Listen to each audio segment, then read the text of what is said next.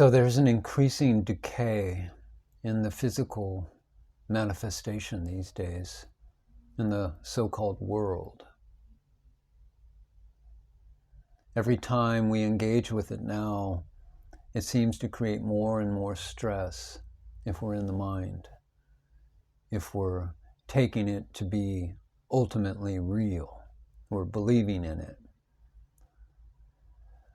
And so it's very critical to be in stillness, in silence, ultimately within, but also to try to find a sanctuary without, and having time away from the hustle and bustle and all the noise of the exterior world. Because that reflection is becoming more and more distorted.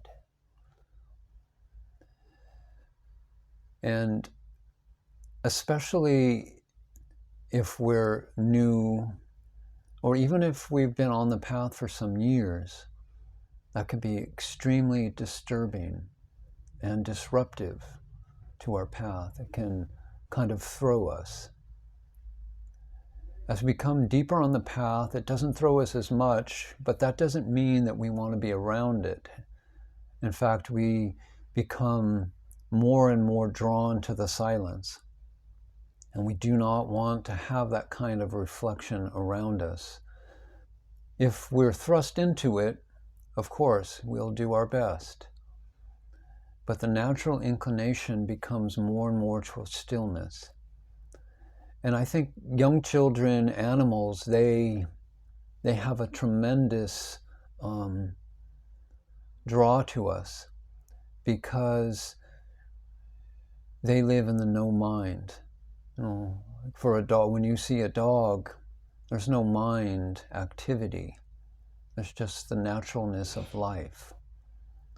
And especially the young children, before the conditioning has kind of erupted or the vasanas have ignited and the latent tendencies are not there yet. There's such this pure reflection that one moment with an infant can utterly change your day if you were present. It's like the master is before you in the purity. And that presence, that beingness, can be reflected back and forth as the oneness. And then it's not about the form.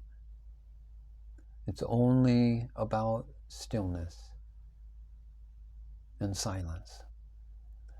And that's why an infant will all of a sudden just beam with joy in front of you.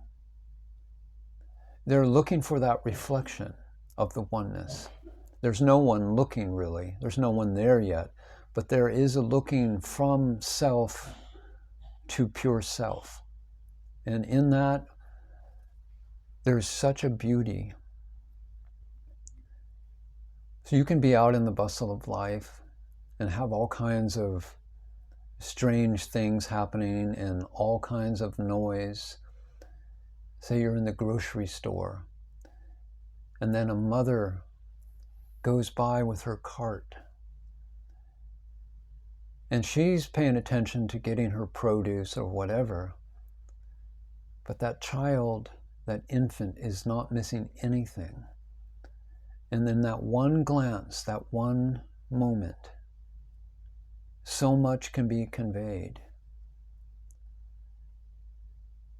It truly is like a guru who has just awakened a seed within you.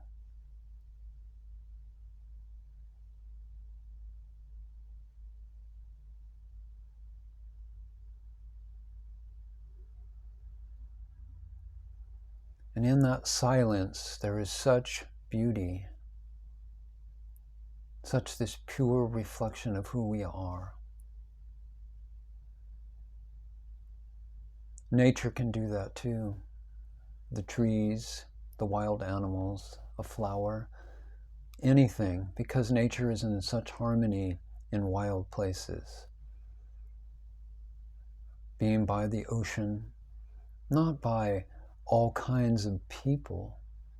Try to find a quiet space, because a lot of times it doesn't do a very good job, but a lot of times people will try to, you might say, even corrupt what's happening in nature with all of their mind noise and all of the external noise and so much unnecessary talking. Words are wonderful as pointers. A few practical details. But most of the time, we just talk way too much.